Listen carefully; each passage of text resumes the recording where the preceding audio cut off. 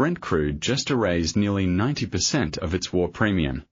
We are now trading only $8 above pre-Iran conflict levels. The market is pricing in peace, and that's exactly when the danger zone appears. The oil market is at a critical inflection point that most retail traders are completely missing.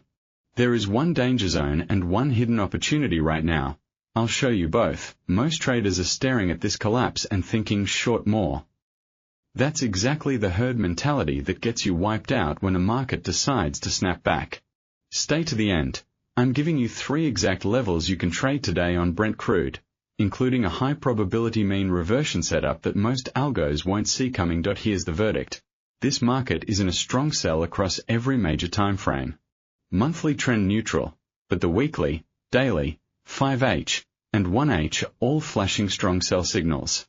That's about as bearish as it gets, but here's the catch, and this is what separates smart money from retail. The 4H RSI is sitting at 30.25 and the stochastic is at 14.78. We are deeply oversold on the 14-day time frame. The Williams %R is at -94.015, practically screaming for a relief rally. Write this number down. If we break below $77 and break daily support, the entire structure resets and we could be headed for a freefall towards $73. Conversely, if we hold the $77 area and see a 4H close above $80.66, the bearish structure temporarily breaks and we enter a mean reversion opportunity. The herd is overwhelmingly positioned short right now. COT data suggests commercial hedgers are starting to cover their shorts at these levels, and you need to ask yourself why the smartest money in the room is reducing exposure at the same price retail is piling in short. Let me walk you through exactly what the chart is saying, because the numbers don't lie. On the weekly time frame, Brent oil is in a structural breakdown.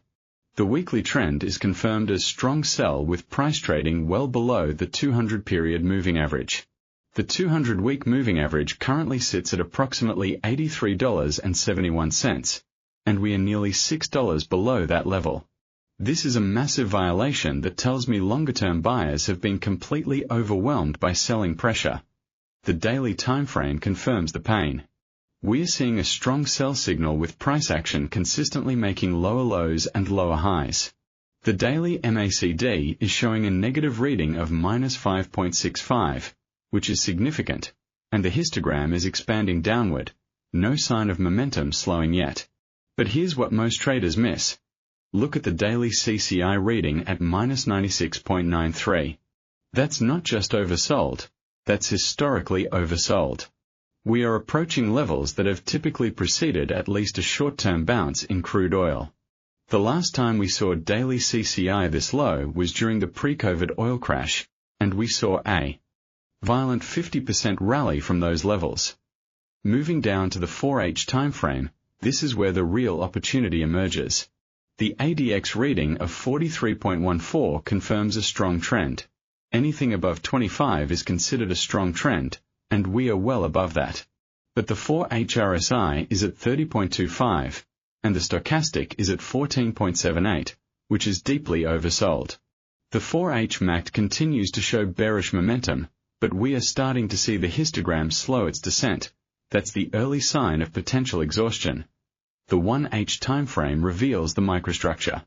We've been in a relentless sell-off with limited retracements, which suggests short-term capitulation.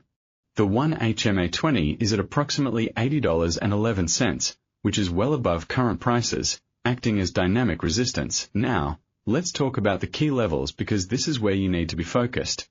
The pivot point sits at $81.02. That's the mathematical center of today's range. Below that, you have 3 levels of support, S1 at $80.66, S2 at $80.33, S3 at $79.97 above the pivot. Resistance levels are R1 at $81.35, R2 at $81.71, R3 at $82.04. Here's what most traders miss. The real support zone isn't at these textbook levels. The actual liquidity pool that institutions are watching sits between $77 and $77.50. That's where you'll find the stop losses of long positions that were built during the war premium accumulation. If we break that zone, there's not much until $73. The 200-day MA is sitting at approximately $90.25, and the 50-day MA is at $92.42. We are trading 30% below the 50-day MA. That's an extreme deviation that historically corrects. Cross-asset linkage is crucial here. Gold is trading at 2,100, but it's actually decoupling from oil because gold is pricing in geopolitical uncertainty while oil is pricing in the de-escalation narrative.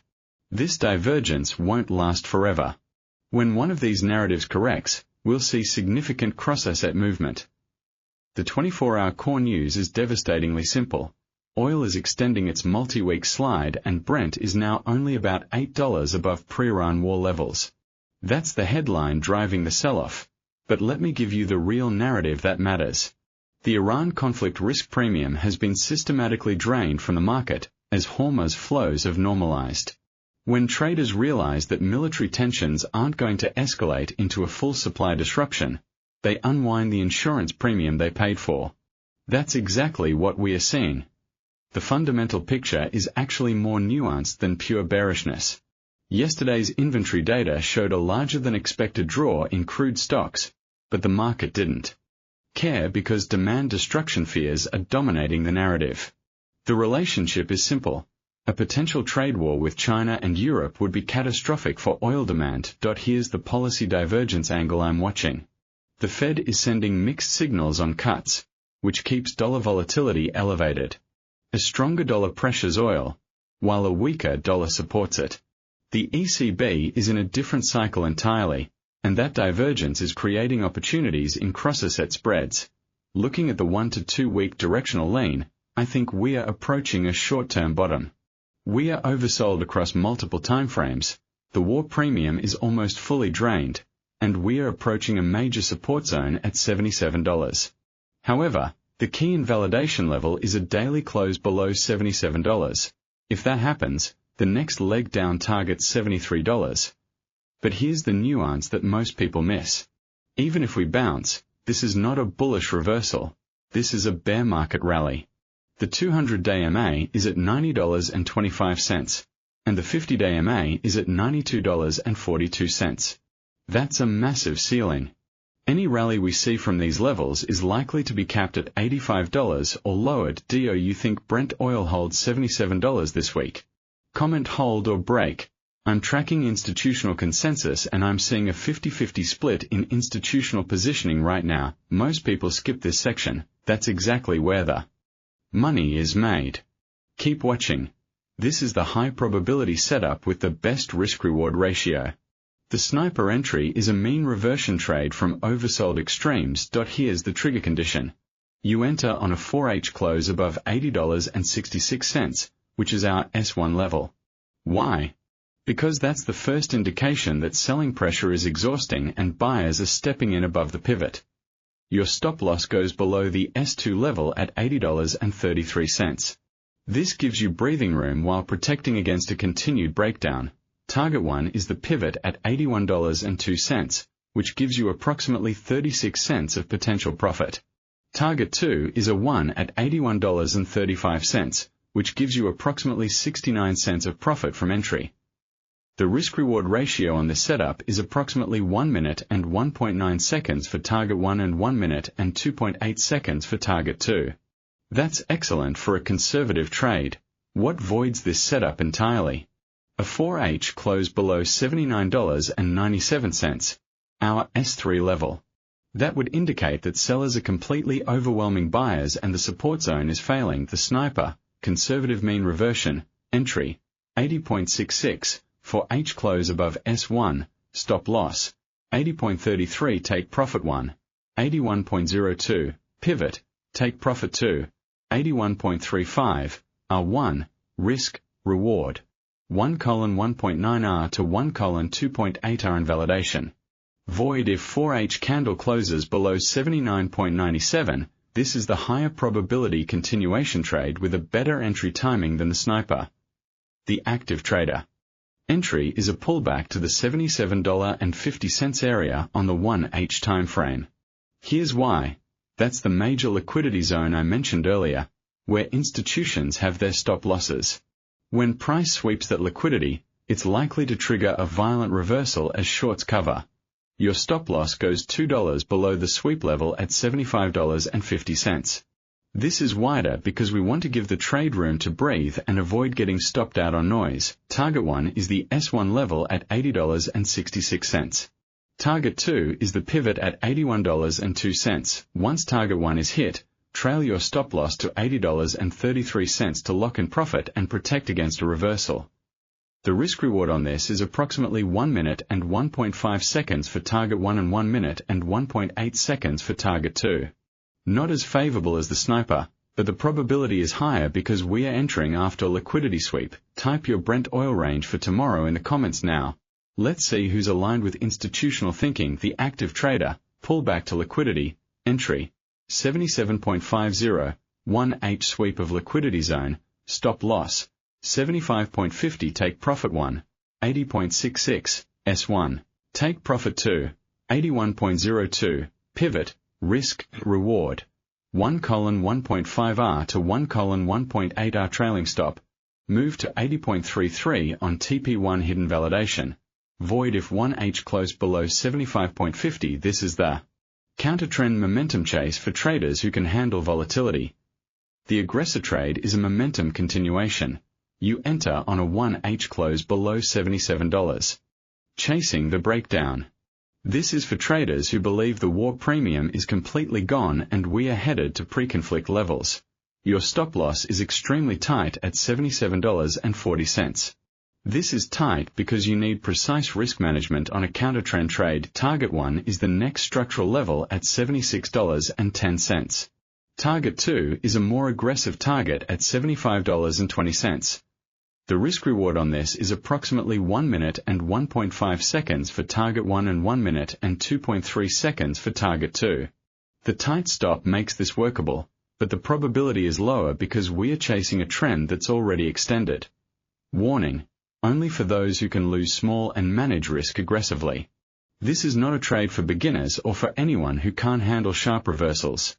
The invalidation is simple. A 1H close back above $77.40 flips this trade-off entirely. The aggressor, breakdown chase, entry, 77.00, 1H close below, stop loss, 77.40 take profit 1, 76.10 take profit 2, 75.20 risk.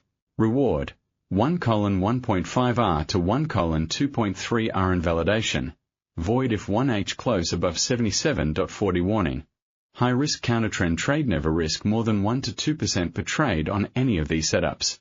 No positions through the next OPEC meeting or through major inventory reports. That's when you'll see the most unpredictable volatility. Stops are non-negotiable. This is how you survive to trade the next big move, because this market will not give you a second chance if you get wiped out on a single trade. Let me summarize the single most critical level for the next session: $77. That's the line in the sand. Hold above. And we are looking at a mean reversion bounce toward $81. Break below. And we are targeting $73 in a continued war premium unwind. Tomorrow's focus is the inventory data and any unexpected comments from OPEC officials regarding production levels. That's the wildcard that could change everything. If you want the full breakdown on how this oil move is connected to the S&P and why gold is diverging, that video is live now. Tap the end screen. Smash like if this gave you a clear plan for trading Brent oil. Subscribe, hit the bell, and I'll see you in the next one. Remember, the war premium is fading, but the real opportunity is just beginning.